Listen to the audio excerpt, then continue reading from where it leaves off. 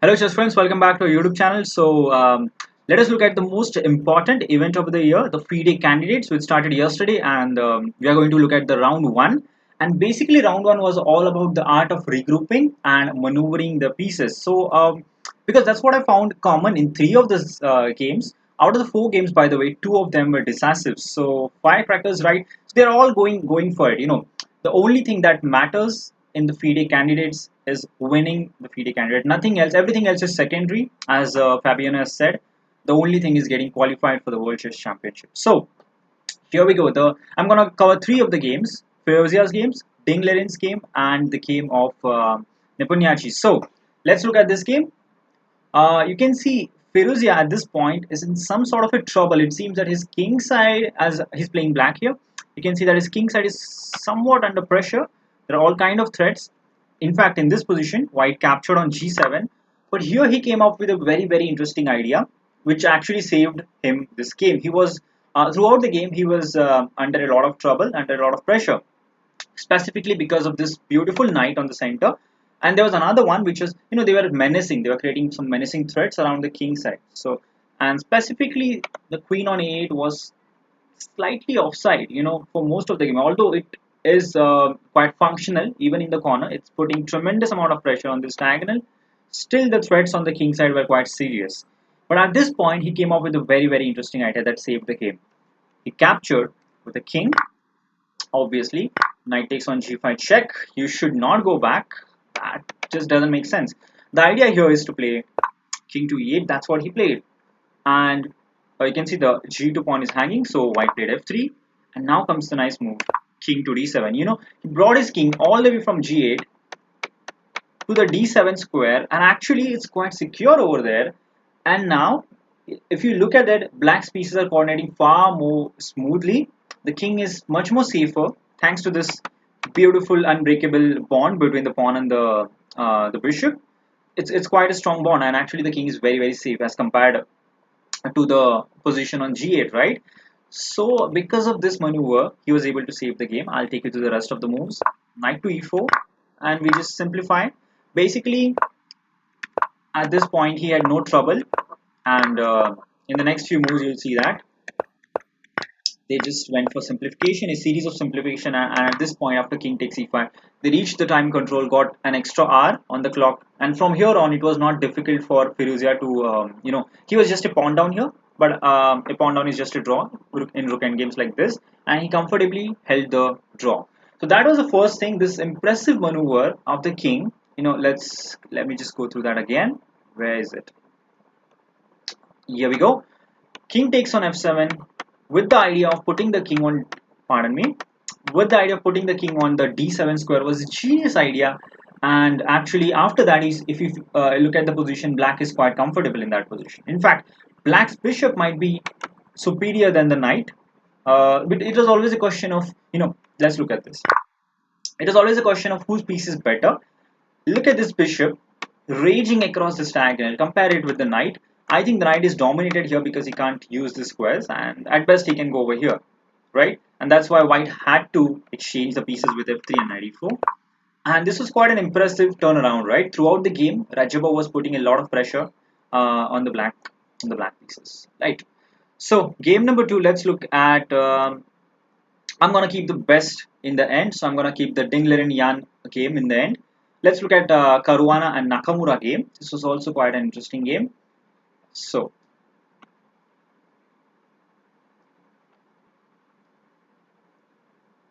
this was the position basically they have reached, and white is Caruana playing white, and black is Nakamura. So it's a very interesting and rich position, I would say. It's a knight versus bishop, again a minor piece endgame, right? Just like the last one. So let me just take you through what is happening over here. Black has overstretched pawn, and there are quite serious weaknesses, right? This king is completely opened up, exposed on the king side. And a very natural move here seems to be another maneuver. This round was all about maneuvering.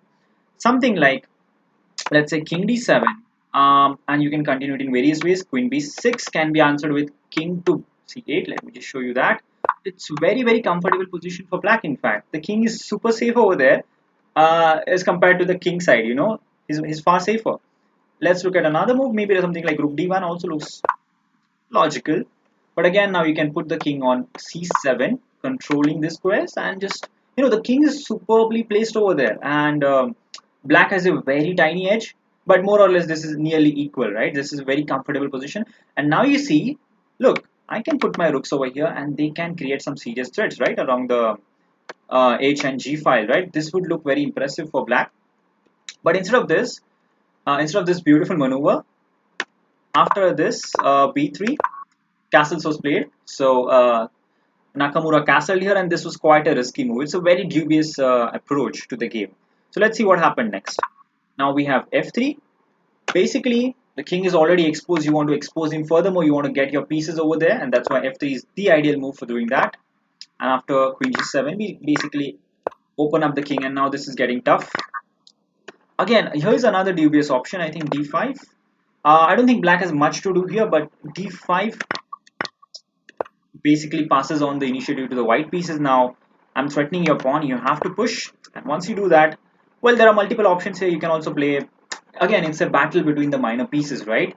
The bad bishop on e6 versus the great bishop, which will be really great. If he, let's say, you put it on d4, he'll be awesome, right? He'll be a great piece. You put it on f4, he'll be a great piece.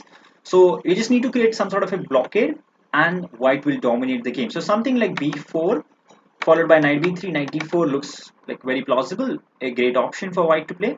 But what Caruana played was also quite sensible. He took on f8, followed by c4, and now the knight goes to f1. This is a very interesting idea. Now, you'd like to put your knight on the blockading square e3, and you can see the bishop, although the position is opened up, still remains as the bad bishop because there are no good open diagonals for the bishop, right? He's just stuck between here. He's stuck behind his pawns. And it's not like he can sacrifice them easily, right? White is quite a good blockade over here.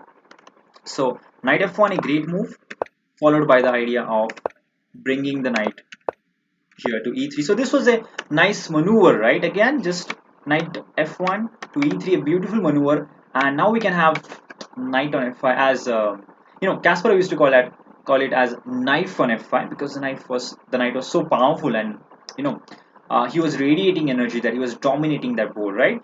So this was just a matter of time from here for Caruana to convert. So black sacrificed a pawn in order to get some counterplay, desperate counterplay, but it was just a matter of technique. And yeah, queen h7 was a blunder here, but okay, this was the 39th move. Queen f4 simply wins with a lot of threats, right? Knight f5, knight g4 with all kind of threats on this in this position, completely crushing position. But okay, because it was the last move. Caruana just played queen g3, but the position is already complex, and bishop e6 was a serious mistake. After this, it's quite easy. The pawn dropped, and converting this position was no trouble for Caruana. So I'll not go through all the moves, but here it's quite obvious that this is basically completely winning, right? Yeah.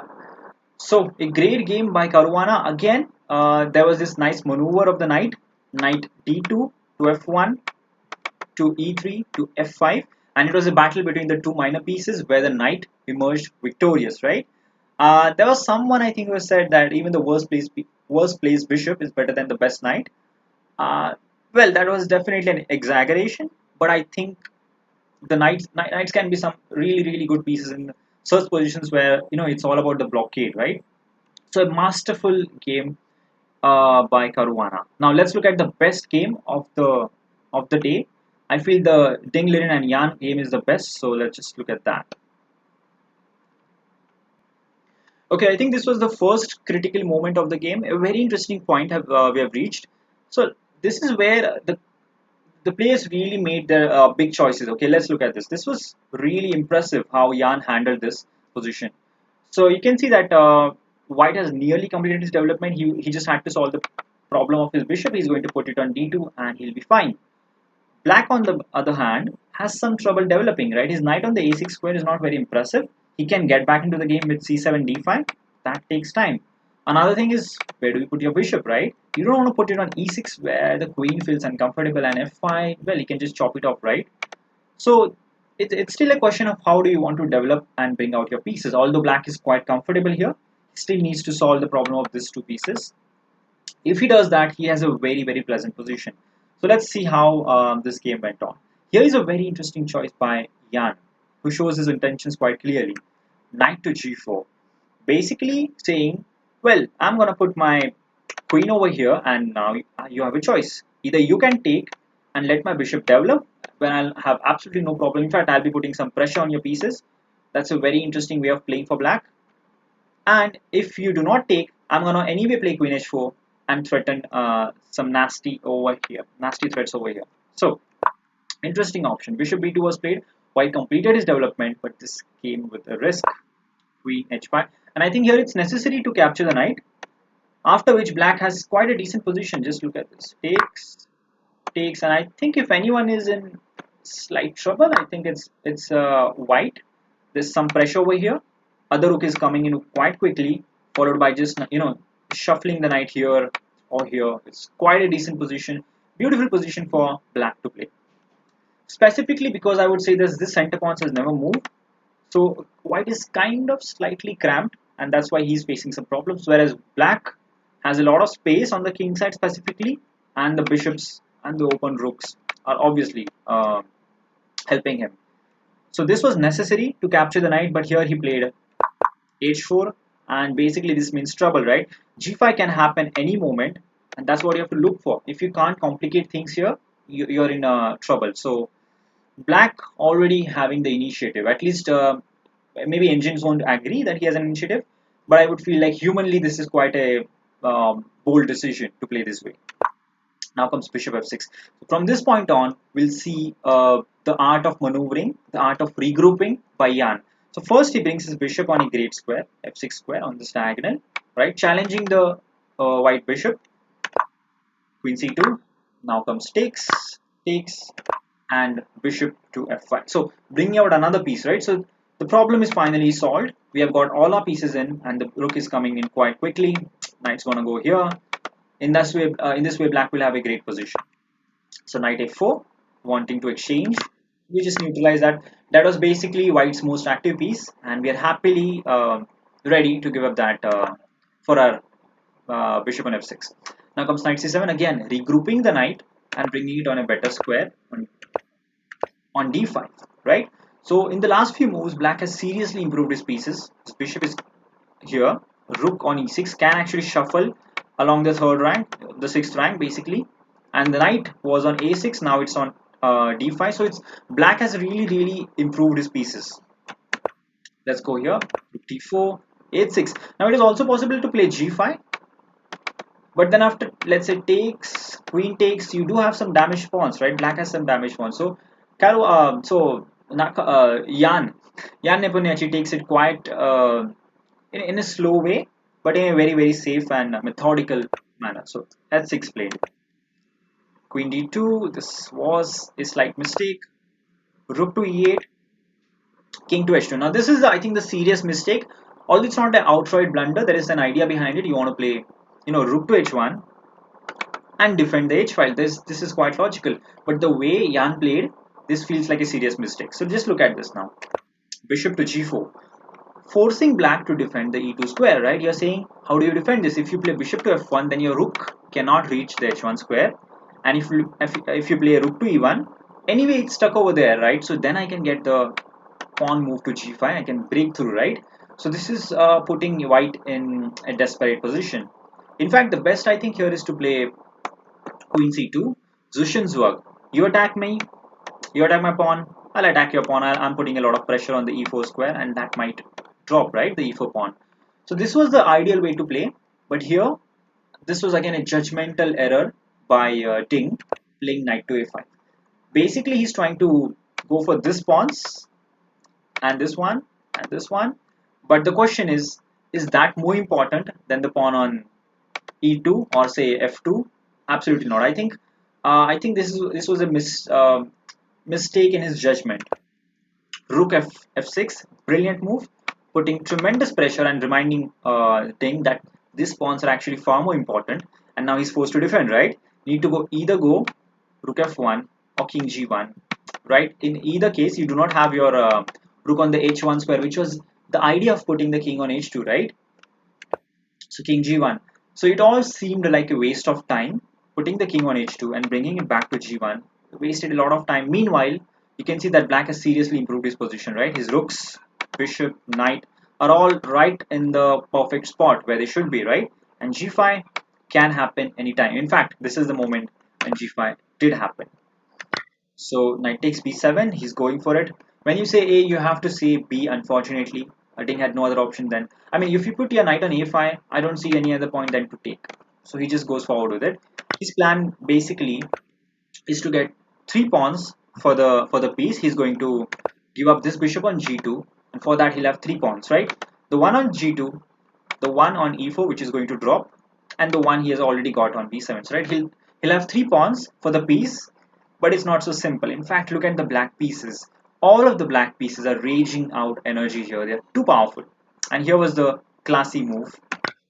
After rook takes e4, we do take on g2. Basically, this is attacking the rook, and this was a great rook sacrifice by Jan. Just taking on g2, takes on e8 check, and after king g7, we realize that white is totally busted, right? Queen h1 threat is coming. Checkmate. You cannot take this. What happens if you take? Can you find the mating pattern? Well, here's a nice idea. Rook takes on f2. King takes. Check. Followed by this nice checkmate on g1. Beautiful. The queen is the problem. The queen has took away the escape square. Quite unfortunate for white. So at this point, after king g7, actually, if you look at the live video, Ding was holding his head in his hand. He knew what is going to happen here. So I felt quite bad for him, but that's chess basically. This is not a game for faint heart. This is quite a brutal game. One mistake and it's all game. It's all over. Now just queen h1 and takes the rook. Threat was to promote, obviously. That's quite lost. And after bishop h3, Ding Liren resigned the game. Let me show you what happens if, let's say, king f1. Now comes check, stopping him from going to e8, followed by this queen f1 mate. Capturing the bishop is obviously no good as well, because simply queen h1, followed by this nice winning idea of just queen h3. Multiple threats with queen g4, queen takes g3, it's completely lost. In fact, there's nothing better than knight e6 and rook e6. So if these are the kind of moves that white has to play, he's obviously busted. So great game. It is all about the art of maneuvering, right? In fact, even in this game, the knight on a6 was a problem, the bishop on c8 was a problem, and the way black got them out was quite a masterpiece, right? The way black managed to coordinate all of his pieces. Meanwhile, I think it was a flaw in the judgment of white, Ding, to go for the pawns on the queen side, which is far less important than the ones on the f2 and the e2 and his king side, right? He should have just countered in the center. When your opponent attacks you in the wing, you should attack in the center. That's a very traditional way of playing, a traditional approach. So great game, great games. So we have, out of the 4 games, 2 were decisive right in round number 1, and it was all about regrouping. It was all about the art of maneuvering in the round number 1 of the FIDE candidates. So hope you enjoyed it. Thank you for watching, and do subscribe to our YouTube channel. Until next time, see you guys.